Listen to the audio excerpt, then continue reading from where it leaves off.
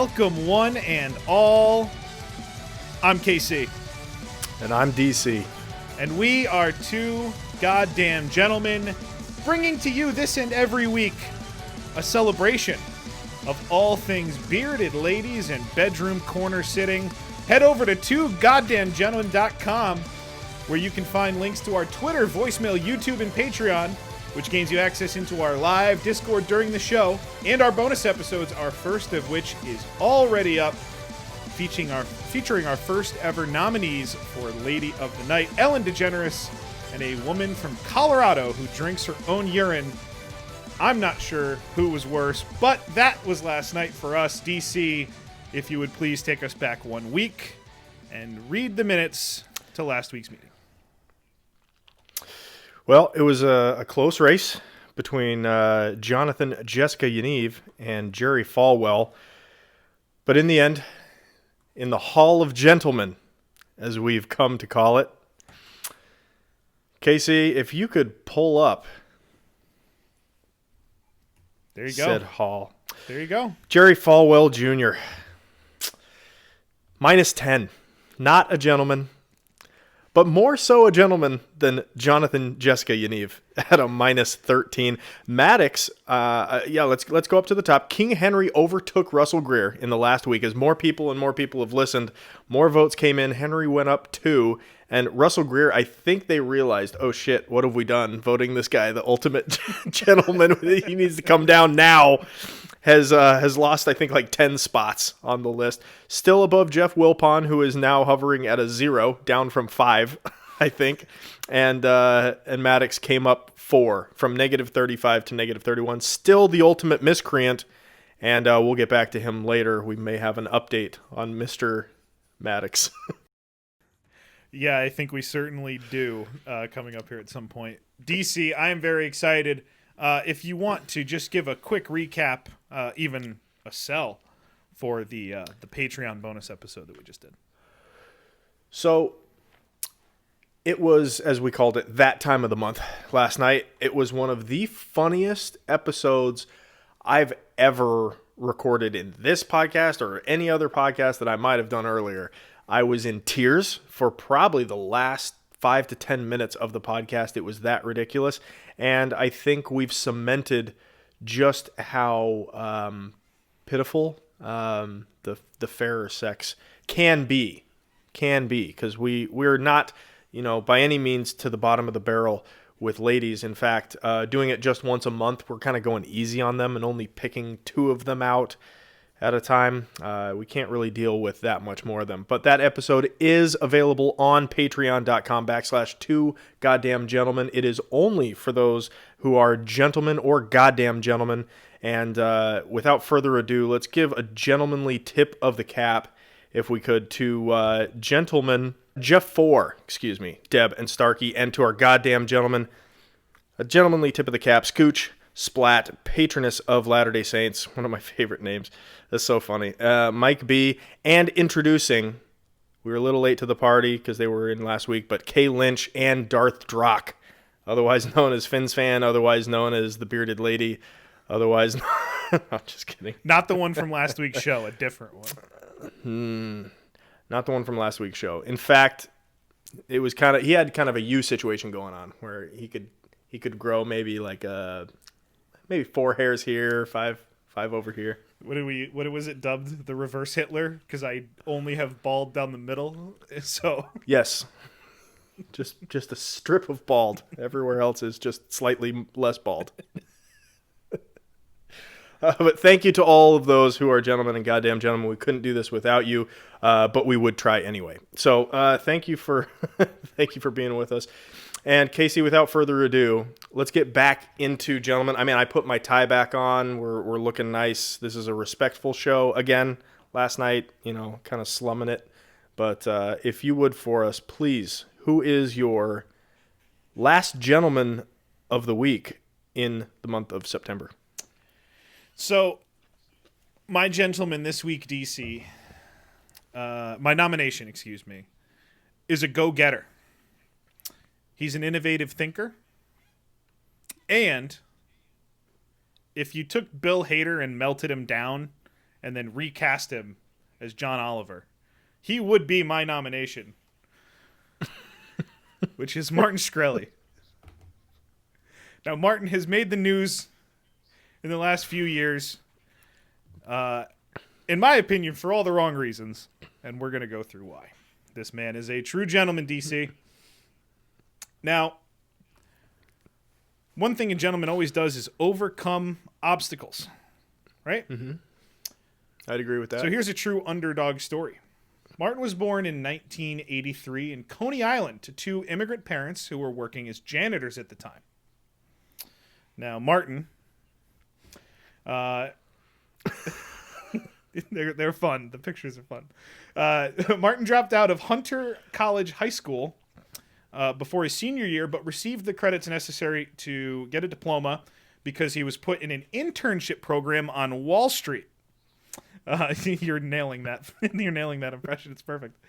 He was working for Kramer, Berkowitz and Company when he was just 17 years old, so that got him through high school. So go get her, DC. That's what I like to see. Mm-hmm. Mm-hmm. Now, I'm popping up an image, and I'm going to read something to you that's going to be a little bit boring. So everybody just hang in there. But this is important for what we're about to go through with our hero, Martin. Just read it with a Chinese accent. Boom. Not boring anymore. I don't think I'm going to even attempt that.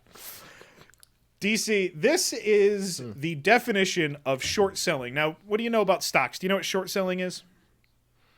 I don't. Inform me. Okay, so we're all going to learn together, and this is going to be important as we move forward. There are a number of ways of achieving a short position. The most fundamental method is so-called physical short selling, which involves borrowing assets, often securities such as shares or bonds, and then selling them. The investor will later purchase the same number and the same type of securities in order to return them to the lender.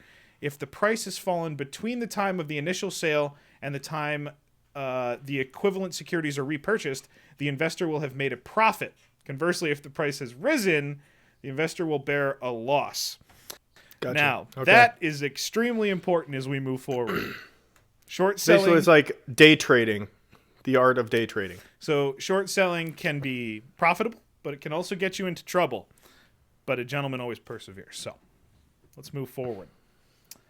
When he was working for Kramer, the company that he was an intern for at 17, he recommended short selling a very big stock, and DC, because he is a true gentleman, it worked. The Securities and Exchange Commission did investigate, but as you would imagine, no wrongdoing was found or could be proved. Mm-hmm. So from that success, our guy Martin decides he's going to start his own hedge fund, Alea Capital. Okay. Now, these guys, the Lehman Brothers, they sued him for cutting corners, which seemed weird, but they seemed to lose interest over time. I'm not sure what happened to them. But our boy rocks on. Not a big deal. Forget about those guys.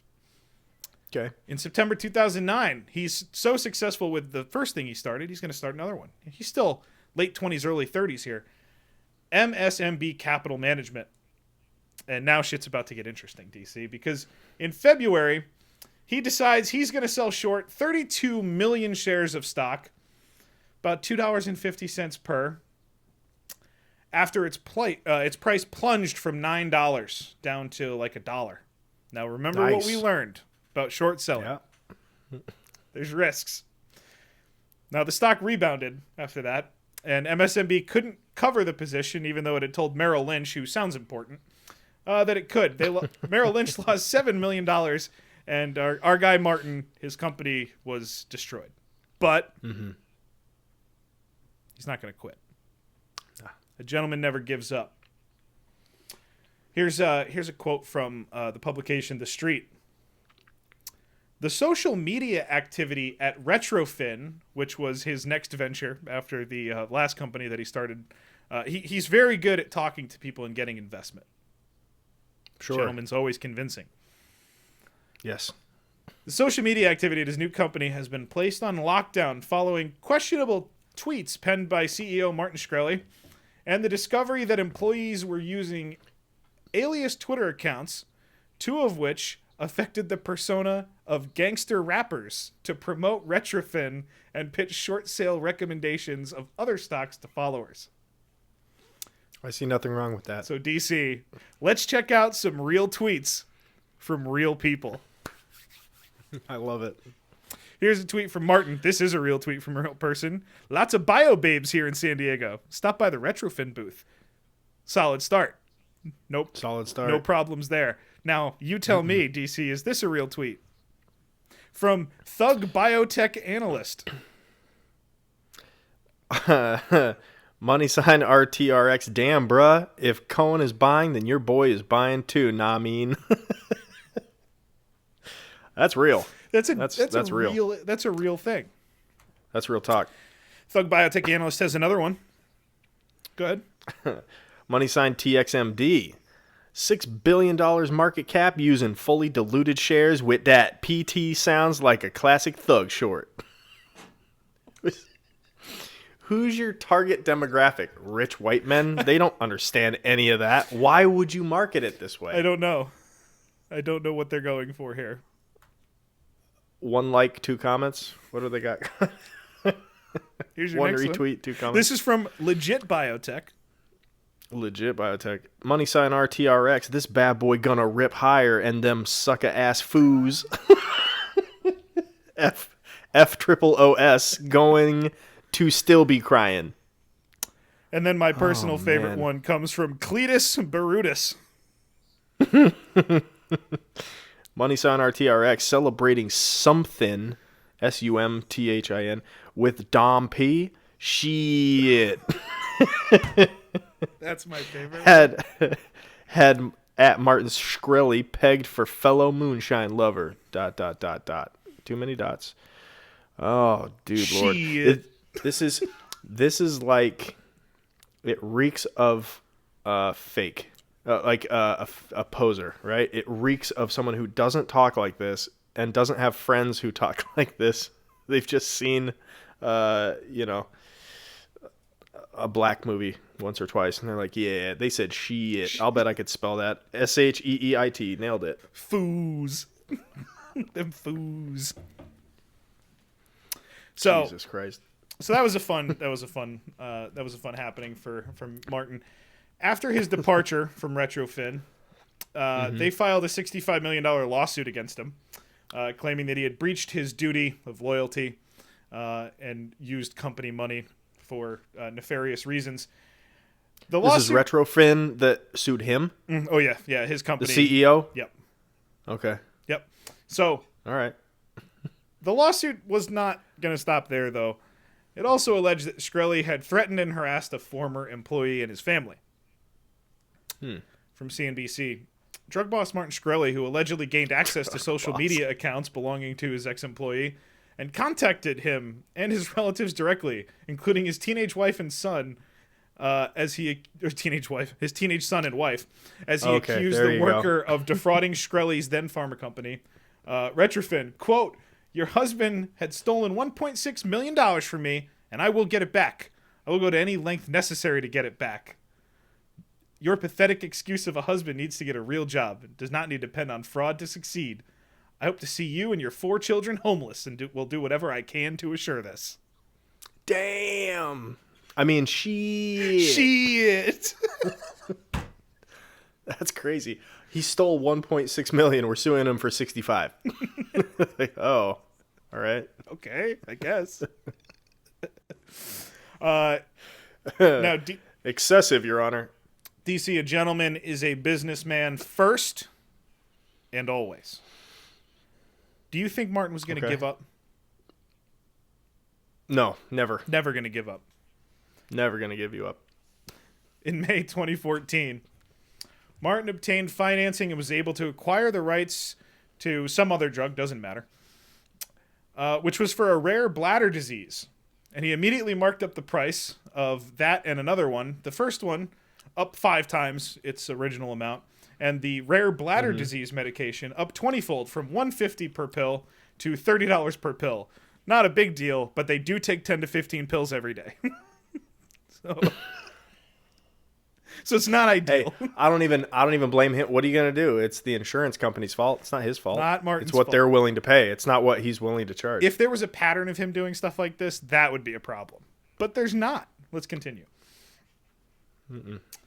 He founded another pharmaceutical company in February 2015, and on August 10th of that year, In accordance with his business plan, Touring, his new company, acquired Daraprim for $55 million. Its prominent use was anti-malarial and for AIDS patients. Jesus, so he's raking Africa now? They don't have $35 per pill. So It's DC, not going to work. This is when we really get into it. I'm going to give you the Daraprim incident of our hero of the story, Martin. Jesus. The patent had expired, but no generic version was available of this new drug. In June 2015, 2 months before sale was announced, Impax switched to tightly controlled distribution, meaning they could still make it. All good. Martin's going to come in and save the day. This drug that's important, he's here to help. On September 17th, Dave Mioyo of Helio, in an in-depth clinical information website article, reported in a letter to the Infectious Disease Society of America and the HIV Medicine Association that the executives of Touring were planning to take the price of this drug up 56 times from $13.50 a pill to $750 a pill from one day to the next day. I mean, it's not on him to say no. You got to do it. That you have to counteroffer that, It's like, well, if you want to live, it's going to be $4.5 million. Now, that sounds bad, and he got raked over the coals. I mean, Hillary and Trump at the time were even in the campaign trail talking about the shit that he was doing that was wrong. But a gentleman sticks by his guns, DC. In December of 2015, he was arrested after the company said they weren't going to lower the price. Not a problem. He was arrested on a FBI indictment for securities fraud. Okay. But a gentleman knows his rights. There we go. He looks better in this picture. Cool. The best picture of him is being arrested. Yeah, by far. That's the one. That would be, if I were him, that would be my Tinder photo. Just me getting hauled away by the feds. With looking good. No product in his hair. It actually looks better that way.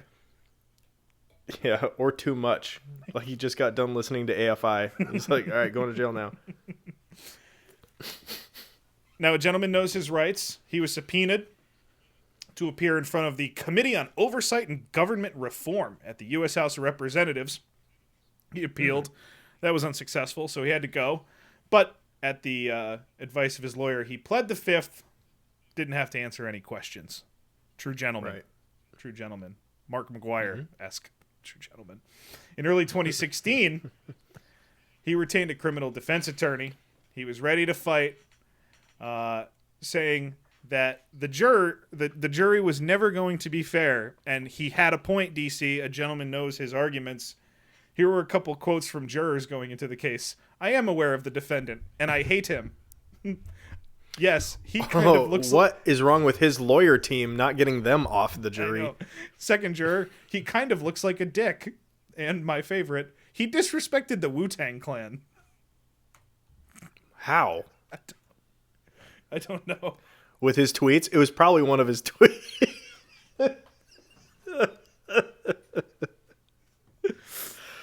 Oh, man. This is one of those photos where if you're given it and you're just asked who's the lawyer, you're like, nah, I don't know. That's exactly Not quite sure on this one. I'm going to err on the side of the lawyer being in the suit, but I really couldn't tell you. Shkreli appealed the conviction that he was given, but in 2019, an appeals court unanimously upheld the jury verdict, which sentenced him to 7-year sentence in jail, forfeiting $7.3 million in assets. But a gentleman never breaks character. And during sentencing, Shkreli seemed genuinely remorseful regarding his egregious multitude of lies, but said he had, quote, repeatedly minimized his misconduct. Shkreli, who reportedly cried as he gave the statement to court, was quoted as saying, I was never motivated by money. Yeah, it's in my genes, Your Honor. What do you want me to do?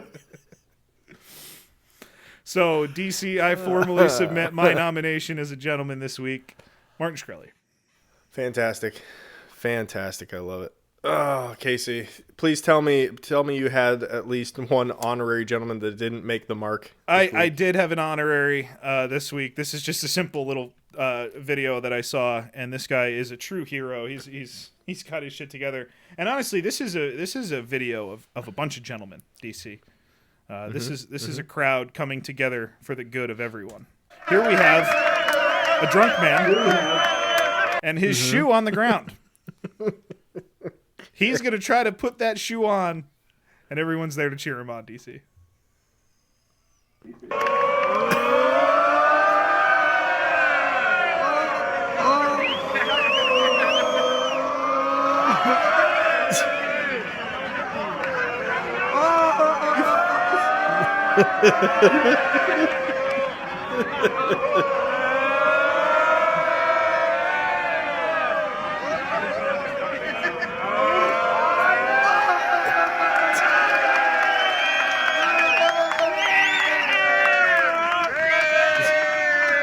I love Germany. It's a great place. Name one thing wrong with Germany, I dare you. Undefeated in goodness, Germany. Undefeated. DC, do you have any honorary gentleman this week? I have a couple.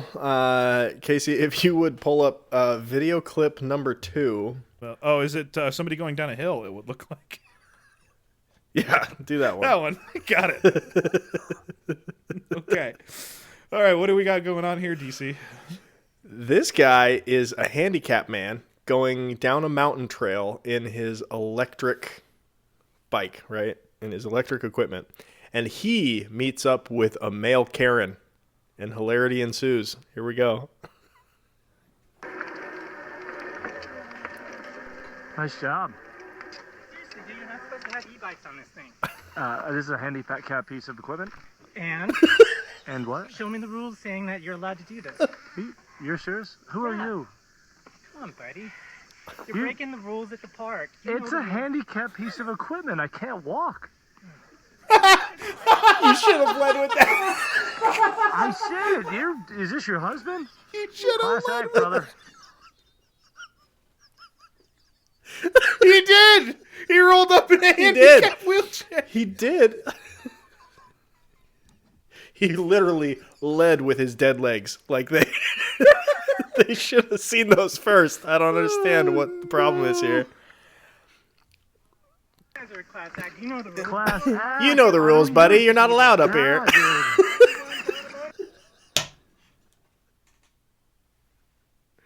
Oh, you should have led with that. Man. That's amazing. All right, Casey. This video is not in English, but every man will understand the plight of this gentleman that just didn't make the mark, because I don't know anything more about him. And in fact, I think he probably killed himself shortly after this video was filmed. So go ahead and play honorary gentleman number 2, who I've named Miguel. I have no idea what his name is, but Okay. we'll say it's Miguel. There we go. He's singing to his ex-girlfriend to try to get her back.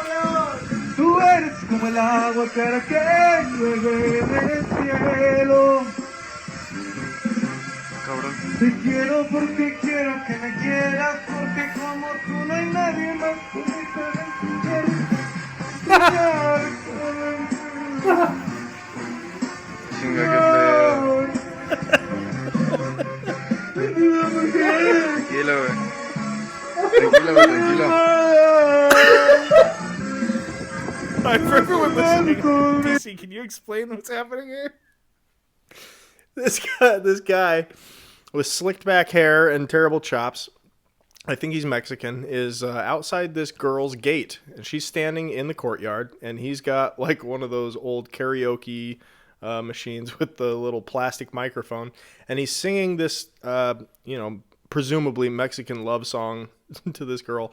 And all of a sudden, this Chad, what would a Chad in Mexico be? Chadito? Chadito, sure. A Chadito comes outside in his cowboy hat and tight jeans and just puts Chad Cuervo. Thank you, Chad. Chad Cuervo. So he comes out and puts his arm around her mid-song, and he just breaks down and starts crying, singing. But he doesn't stop. He just keeps singing the song sadder and sadder and crying. And his friends just keep filming him and going back and forth between the ex-girlfriend and him, just sobbing by the end. So.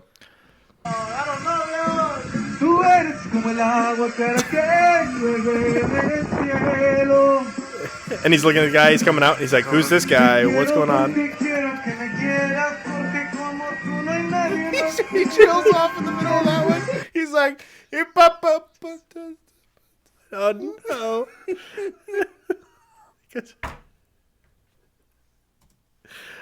And then he puts his arm around her and just breaks down. Chinga, qué pedo. Tranquilo, güey. Tranquilo, güey, tranquilo.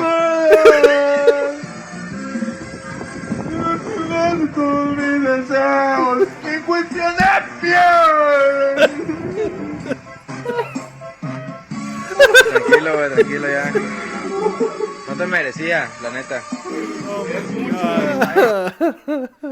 Holy shit, what a gentleman. So, what a gentleman indeed. Oh, man. That's great. I really No, enjoyed the that. Chad was definitely not crying on that one. That was definitely the beta. Dude, I the go Maddox. watch that. I go watch that all the time. That's amazing. Makes me so happy. Oh, Casey, I thought long and hard about the gentleman I should bring in tonight. And in doing some research, I found out that he's actually like really retarded. So I can't nominate him. You actually had He actually was like so far. He was so far on the spectrum that eventually it just became like tasteless to make any real jokes about it. you spend all of your time just dangling over the edge of the spectrum. So it was only a matter of 5 weeks before you were going to fall over the cliff. Yeah. So Chris Chan is off the hook. Chris Chan is an autistic boy, man now, who created Sonichu, which is a mix between Sonic the Hedgehog and Pikachu, and it lives in its own. It's not funny, and he lives in its own world. And trolls who wanted to exploit Chris made up a fake scenario where they had a moon base with lasers pointed at Sonichu and his whole world. And they got this Chris Chan guy to give them, like, I don't know how much money it was, but it was in the hundreds, I think, hundreds and thousands of dollars to stop them from shooting lasers at Sonichu. So that's basically the main highlight that I wanted to bring about Chris Chan. Is that Go ahead and Sonichu in the Google chat? it. Is what I'm looking at there? Yeah, it must be. If it's Mike B, it's probably probably accurate. I don't know if that's Mike B, the meme lord of the Discord. There's Patroness of Latter-day Saints has a gift. Discord like meme lord. Sonichu. Oh man, that's incredible. So he's off the hook, and I went to the well. I'm bringing in another Mormon, Casey. He wasn't born Mormon this time because the church was not established at the time he was born. We're going all the way back to either 1813 or 1815 because they don't even know the year of his birth. This is Orrin Porter Rockwell. Now, he looks Porter like Rockwell. He is. He was known best by a couple nicknames. He is. He is. He's definitely a gentleman. He went by two nicknames, Casey. The one being Old Port. Porter Rockwell, Old Port. The second being the Destroying Angel of Mormonism. Badass nickname. I'm voting for this guy. Upvote. He's a gentleman. Badass nickname. So when the church was established in 1830, on April 6th, 1830, he was the youngest person in the first group of Mormons to get baptized into the established church. He was 16 years old, and this was in New York. Now, I don't know how much you know about Joseph Smith, but he's definitely going to be one of my nominees here.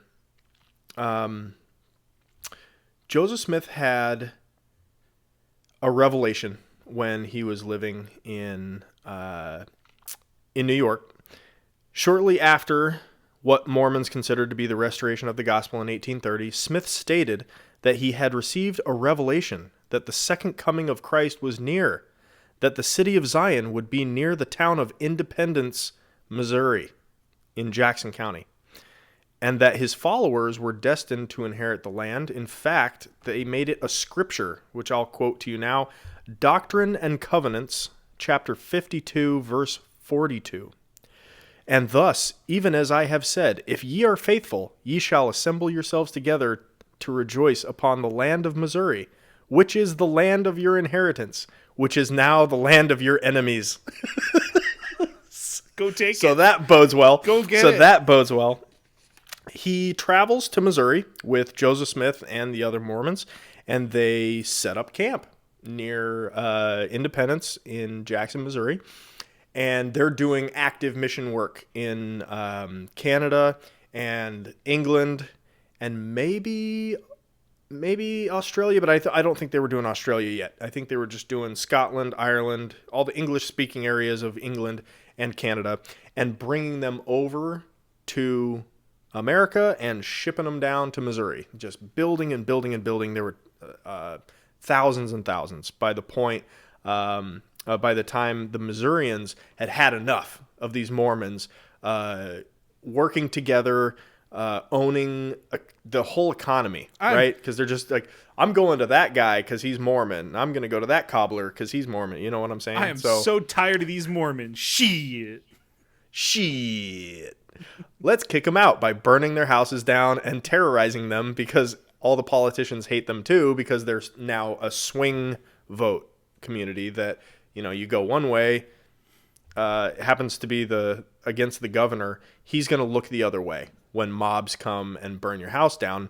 Porter Rockwell happened to be with his wife and child watching their own house burn down before the Mormons moved on a little bit further west and settled in, I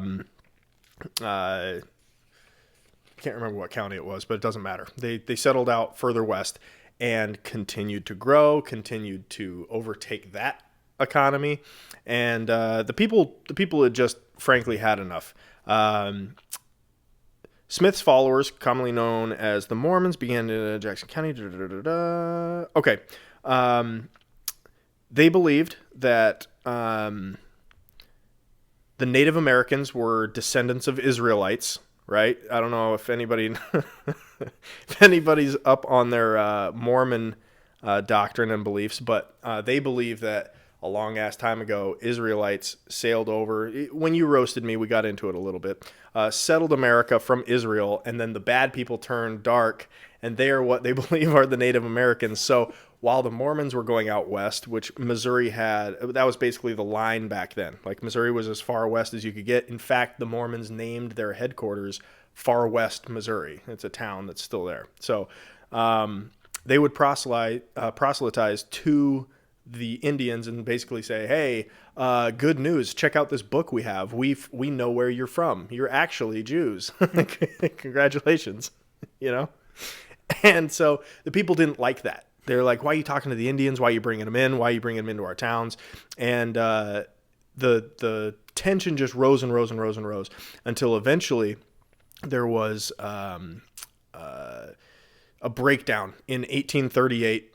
And at a county election, so I'll read this here. The Gallatin County Election Day Battle was a skirmish between Mormon and non-Mormon settlers in the newly formed Daviess County. That's the one. Daviess County, Missouri, on August 3rd, 39. Impromptu gentleman, KC, William Peniston. His name is William Peniston. Now, if you would please pull up picture number 2. This is a descendant, I like to think. That's not William Peniston. I said it's a descendant, I like to think, of William Peniston.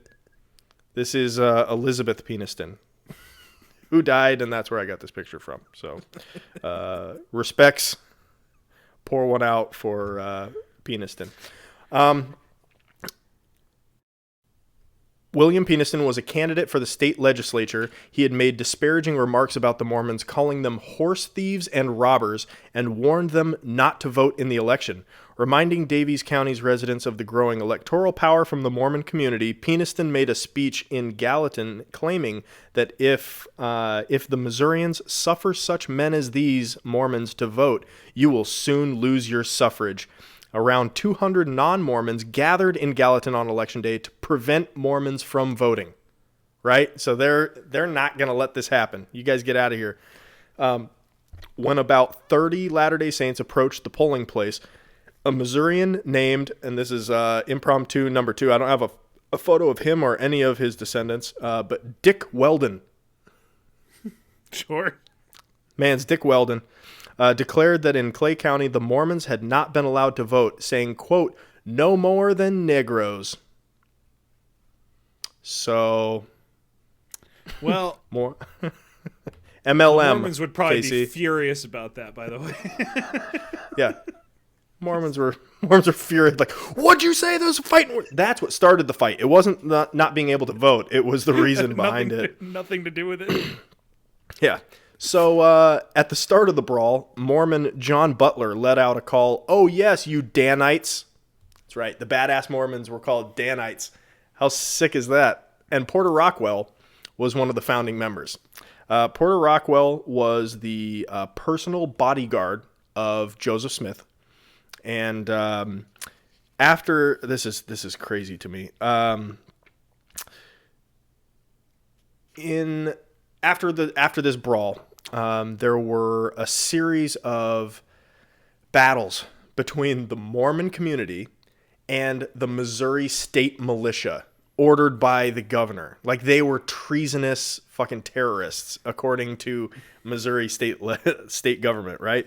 So they fight back and forth, and eventually... it's like Portland right now. Yeah. Just less Mormon. Eventually, Governor Boggs, who is pictured in image number 3, his name is Lilburn, Lilburn, Lilburn Boggs, or as I like to call him in image number 4, Lilburn.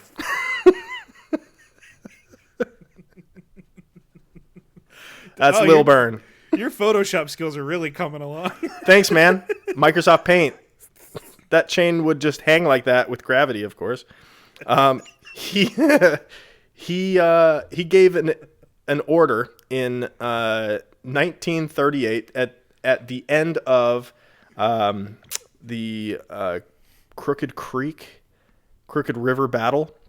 Casey, if you would for me, please pull up image number 5. Now, for the people watching along, okay, if you'll just go to the top left, it shows the road to Far West. Up at the top left, that's where the Mormons are coming from. That's where they're stationed, right? The purple arrows show the Mormons' path down to the battle. They're coming from Caldwell County, and as they get past the Fields house right there, a Missourian sentry, John Lockhart, shoots Mormon guide Patrick O'Banion. Right there where those 2 dots are, Lockhart starts running down the road. Mormons chase Lockhart, and then Mormons form 3 columns and charge. They're like, it's like a war, dude, like literally a war battle. The Patton column, the Rich column, and the Durfee column all engage battle with Bogart's camp, who are just on the edge of the Crooked River, and they force them to retreat. They fucking BTFO'd the Missouri State Guard, basically. So Boggs doesn't like this at all, and he gives an order, which I'll read for you now. The Mormons refer to it lovingly as the Mormon Extermination Order. This was given. Missouri Executive Order number 44 reads as follows: Headquarters of the Militia, City of Jefferson, October 27th, 1838. General John B. Clark, Sir, since the order of this morning to you, directing you to cause 400 mounted men to be raised within your division, I have received by Amos Reese, Esquire, of Ray County, and Wiley C. Williams, Esquire, one of my aides, information of the most appalling character, which entirely changes the face of things and places the Mormons in the attitude of an open and avowed defiance of the laws, and of having made war upon the people of this state. Your orders are, therefore, to hasten your operation with all possible speed. The Mormons must be treated as enemies and must be exterminated or driven from the state if necessary for the public peace. Their outrages are beyond all description. So basically, he's like the Mormon version of Hitler. To Mormons, he is their Hitler. They hate this guy. And 4 years after this order, after they've all escaped Missouri and fled into Illinois, and built their own town there and flourished there. Go figure. These people never do anything but pray and worship all day. You can get them to do whatever you want. They just have free time on their hands. That's all they have. I thought that Missouri story was going to end different because we all know when you think of Mormons and a state, you think Missouri. So totally. So they go to Illinois, and obviously Porter Rockwell is with the prophet up in Illinois. And in 1842. An assassination attempt is made on the life of Lilburn Boggs. While he's sitting in his home, he's shot through his window, and obviously Porter Rockwell is suspected. Porter Rockwell gave this defense. Wasn't me, he's alive. Gentlemen. He's a fucking gentleman, dude. He gets 8 months in jail while awaiting his trial. And in trial, he says, quote, "I've not shot at anybody. When I shoot somebody, they get shot." Joseph Smith was quoted in his defense as saying basically the same thing. He says, "Well, he's alive, isn't he?" So it wasn't Porter. After he gets out of jail, he visits the prophet Joseph Smith. And he's just looking disheveled. He hasn't had a haircut. His beard is all fucking long, right, after being in jail.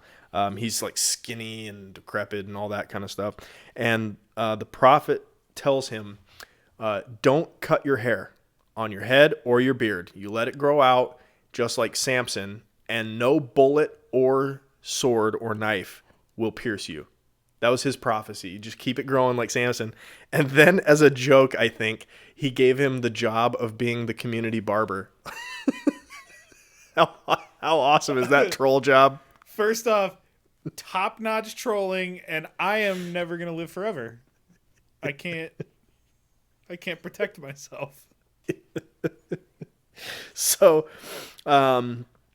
he goes on to protect the prophet in all future battles except the one where Joseph Smith gets shot in the county jail by the mob, who correctly accuse Smith of sleeping with their like underage sister because he married kids. But again, we'll get into that when we bring Joseph Smith, or when I bring Joseph Smith in as a gentleman of the week. We won't go into that now. But Porter Rockwell was devastated with the loss of the prophet, and held a man named Frank Worrell responsible. Worrell is said to have been killed, shot in the belt buckle from an assassin on horseback. Shot in the belt buckle. So he did like a drive-by. He did like a drive-by shooting of Worrell and got him like off like horseback, like speed, like did a ride traveling by. at speed, and just boom, a gallop by. Just nailed him right in the fucking belt buckle, which sucks. But then he died. After Joseph Smith, Brigham Young took over. You might be more familiar with that name. No way he gets nominated, everyone. No way. He's the best one. He's the best one. I'm saving that one. He became the basically principal agent of Brigham Young's Destroying Angels, is what he called it. And another fun fact about Porter Rockwell, he was said to be able to fire 71 shots before having to reload, which means he carried like 12 guns on him at all times. I was gonna say, like, what did he train his 9-round gun to get better? Like, what did he do? Yeah. No, he had like 12 guns on him at all times and multiple knives. Because after his house burned down, he was quoted as saying, "I will never be caught without a gun again." And I don't think he ever was. He moved to Utah. Except probably in jail. Except probably in jail. Even then, I think he still had one. So he went west with the Mormons, with Brigham Young, when they landed in Utah. Because, again, they were, torch and pitchforked out of Nauvoo, Illinois. Everywhere. And they finally settled in the desert in the middle of the Rocky Mountains in this huge valley where no one could get to them. And if they could, then they're fucked. Dude, they're like ants. It's like everywhere they go, it's like, get the fuck out of here. And then until they find just like a wall that no one's ever going to go in. Like, yep. That's in a desert. Utah. Perfect. Utah. No one's going to come kick us out of here. I don't know why the Native Americans didn't get to Utah faster. Like, they were there. They kicked them out. First thing. Yeah, they kicked those out of there too. Jesus. But can we call ourselves the Utes? Great. Thank you. Appreciate that. Yeah. So this one story about Porter Rockwell while he was a member of the Destroying Angels is that there was a group of 6 men called the Aiken brothers.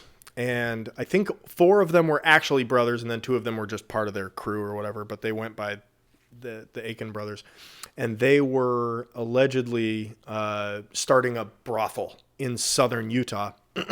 And Brigham Young was said to have cast them, like to exile them, because he had a plan to fight the government over polygamy, because they weren't going to let Utah be its own state or its own country, which is what Brigham Young actually wanted, was for it to be its own country. And they stated, yeah, as long as you're polygamists, we will not let you join the Union. So conveniently, God said, like, okay, no more polygamy, wink. And then they became a state and still had the multitude of wives. Why anybody would want that, I don't know. But well, the brothels they were actually able to get done because Russell Greer was the one fighting to get those types of brothels legalized in the state. That's right. Russell Greer's great-great-great-grandfather, Randy Greer. I was going to say Duncan Greer. So these guys were going to build a brothel, and Brigham Young wasn't mad that they were building a brothel. He was mad because he thinks they overheard too much about his plan to fight the government, which means Brigham Young was in the brothel like all the time, talking about how he was going to fight the government all the time. So he tells Porter Rockwell to take this group of Aiken brothers south into the desert. You know, closer you get to Arizona, the more desert it becomes. And he says, lead them out into the desert and use them up, are the exact words that he used. Like, use them up, kill them. It's kind of weird verbiage, but you get the point. I didn't know what it meant at first, to be honest. Use them up. So as they're going south, they're passing these Mormon towns. Lehi is one of the names. Nephi is one of the other names. So the city of Nephi, they pass through, and as they're passing through, Rockwell goes up to the pastor, the bishop of the town, and basically tells them, hey, we're on a secret mission from Brigham Young to go fucking these guys out in the woods. So, if you hear anything about that, and he's like, oh, I'll send more guys with you. I'll send more people. Happy to do the prophet's bidding, right? So they go out camping, and they're telling these guys that we're just escorting you. Make sure you get there safe because, Fort Bridger is now in play, and Indians and all these other things. You guys like s'mores? We're going to have a blast. We're going to have a blast, guys. So in the middle of the night, Porter Rockwell, his right-hand man, and these like new Mormons that joined up from Nephi beat 2 of the brothers to death with clubs in their sleep. The other 2 brothers somehow got away. ran all the way back to Nephi and knocked on the first door they could find. And the people let them in. They were like, "Oh my God, what happened?" And they're like, "Oh, we were jumped and blah blah blah blah blah." And they're like, "Okay, come in. We'll help you. Here, sit here." And in walks the bishop that he had told the plan to. So he like smiles and he's all nice and like gets the bullets out of them and whatever else. And then tells Porter Rockwell basically like, "Yeah, I sent them with an envoy back to Salt Lake because that was where the church was centered." No kidding. And headquartered. And on their way back, the freaking escorts just shoot them in the back. Just shoot them in the back on the way back, fill their bodies full of rocks, and throw them into the nearby creek. So that's four Fill now their of the body 6. full of rocks. Mm-hmm. Just like, here, eat this. Like their stomachs just full of rocks. Throw them in the creek, and they found them, of course, because So then Porter Rockwell goes back up to Salt Lake to report back to Brigham, and the other 2 of the 6 brothers are in Salt Lake.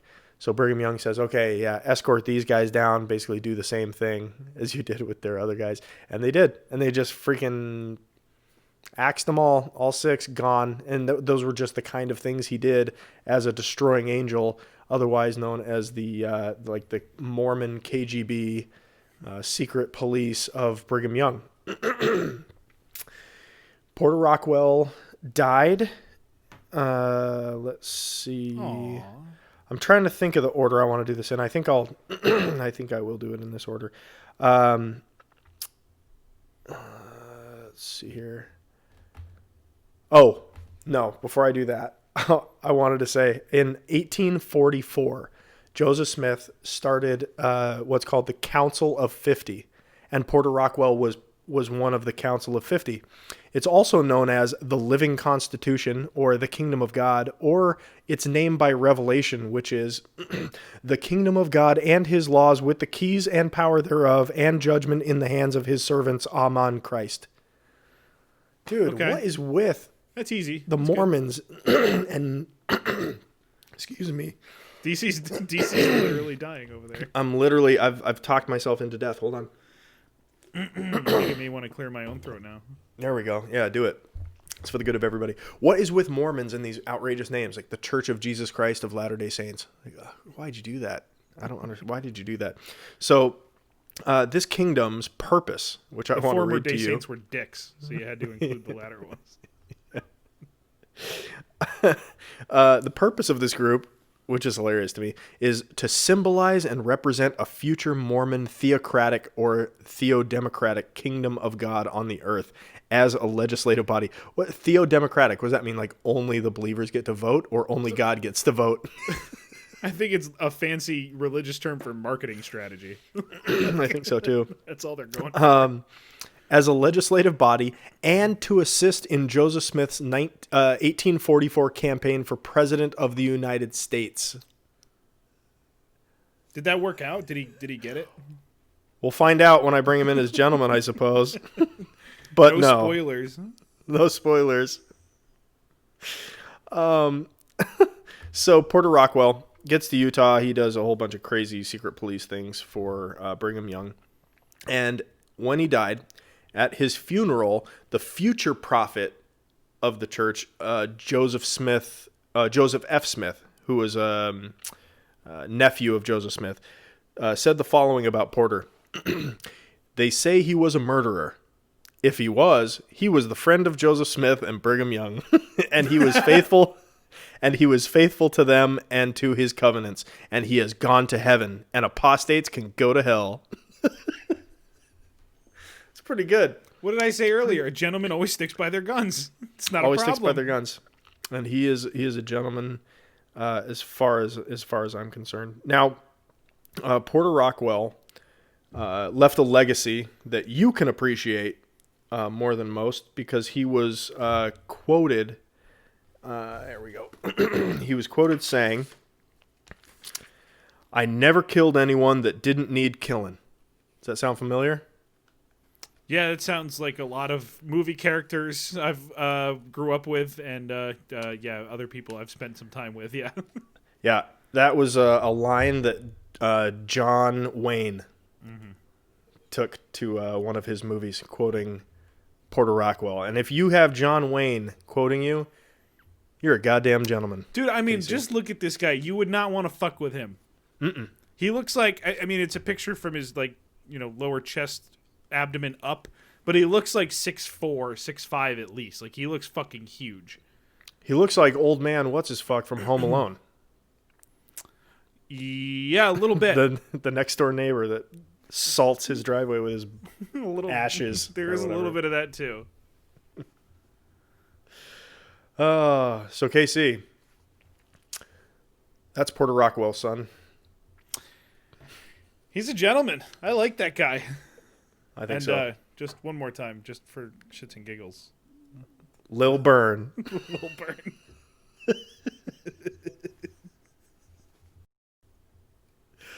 Oh, He's a that's blood. beautiful. He's obviously a blood. So head over and, to... Oh, yeah, go. I was just gonna say, as a post note, Rockwell had 14 kids between 4 wives that he did not have consecutively, or that he didn't have Consensually. Yeah. I don't know about that, but he had all 4 wives at different times. He didn't have them congruently. Did he Henry VIII them? I don't think so. Oh, but you would never know. With his dick. Yeah. So DC to vote on these two. See, now it's happening to me. Yeah, you're catching it. It's like COVID. You can catch it through a computer. Did you know that? I did not know that. You learn something new every day. To vote on our 2 fine gentlemen, Martin Shkreli and Porter Rockwell, you can head to 2goddamngentlemen.com. Up or down vote. That is the scale. When you're there, we already showed the graphic to the patrons watching the video, but for everybody else, you can go to the Hall of Gentlemen portion of the website to see where everybody has landed so far. And everybody moves week by week, right? As new people go to the page, they can vote on everyone. Oh, yeah. It's up vote, down vote, man. It's just like Reddit. Everyone's going to You can gain popularity all at once, and then as soon as it gets too popular, everyone hate votes it down, That's right. which I imagine all of our people eventually will be in the dregs of the Hall of Gentlemen. Well, I mean, if you had nominated this guy, he would have made it. Lil Burn. Lil Burn's the ultimate gentleman. We can stop at episode 5. We found him. It's done. Found him, guys. It's done. Thanks for joining us. We'll see you never. It's been a great time. So yeah, go to the website, go to Patreon to check out the bonus episode. The Colorado lady was one thing, but there was an update, DC. Do you want to tease the update to, I mean, one of your nominations for gentlemen, Jonathan, Jessica, Yaniv? We had some fun with some additional content on the Patreon show. Yeah. You can find the video to Jessica and Yaniv fighting media in the streets, getting the police called on him, which we didn't show the full video. It was just too much craziness, but you get the glory of Mama Yaniv. Oh, she's a delight. Blah, blah, blah, blah, blah, blah, blah, blah, blah, blah. I don't hear you. I don't hear you. She takes out her hearing aid. It's like, I don't hear you. It was pretty good. But the second update, and maybe one I'm even more happy about because I truly have hate followed this person for a long time. Maddox on his Twitch stream was what kind of genitals do you have? Cock and balls. Easy answer every time. Cock and balls. No need to think about it. That genital. Maddox. What kind of genitals do you have? That's great. What the fuck is wrong with you? I love that video. So Maddox was on his Twitch stream as one of his stupid characters, Oxmad, the cowboy.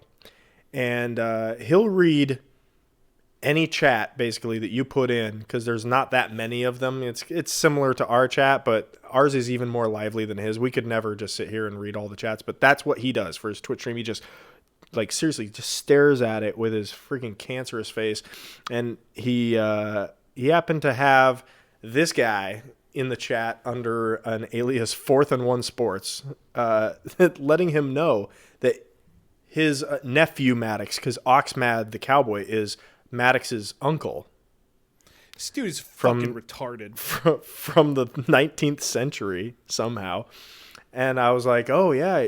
Did you know that your nephew Maddox was nominated gentleman or something on some podcast? And that kind of got his attention. And he was like, oh, yeah, I'll have to tell him. He'll be super excited about it. So then I'm watching, waiting for him to fuck up. And I can tweet something at him or message him something. And this ensues. That's why he was nominated Gentleman of the Week, I bet. Well, I don't know what you're talking about, 4th and 1 Sports, but I appreciate it. You know, anyone who wants to recognize me, I'll recognize them right back. I doubt it.